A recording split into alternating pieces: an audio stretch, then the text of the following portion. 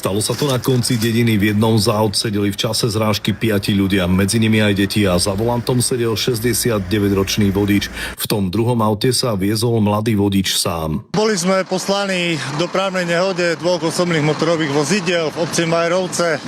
Bolo nám nahlásených 5 účastníkov dopravnej nehody. Po našom príchode na miesto udalosti už sa na mieste nachádzala rýchla záchranná služba, ktorá už dávala postihnutým osobám pomoc.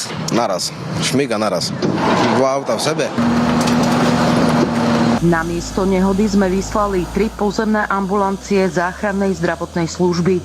Do nemocnice vo Vranove nad Topľou boli transportovaní 63-ročná žena s poranením brucha a hrudníka, 69-ročný muž s poranením hrudníka a 3 maloleté osoby s poranením panvy, hrudníka a dolnej končatiny.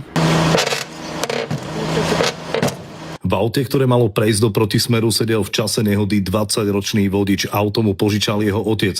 Ten prišiel neskôr na miesto nehody. Prečo jeho syn prešiel do protismeru, nevedel. Ja som majiteľ auta a som privolaný do toho.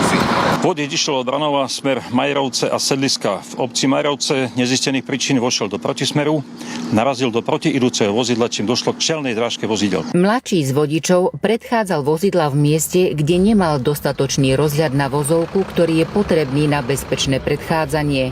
Nestihol sa bezpečne zaradiť do svojho jazdného pruhu. Došlo k čelnej zrážke s oproti idúcim osobným vozidlom. Z Majeroviec Vlado Jurek, televízia Joj.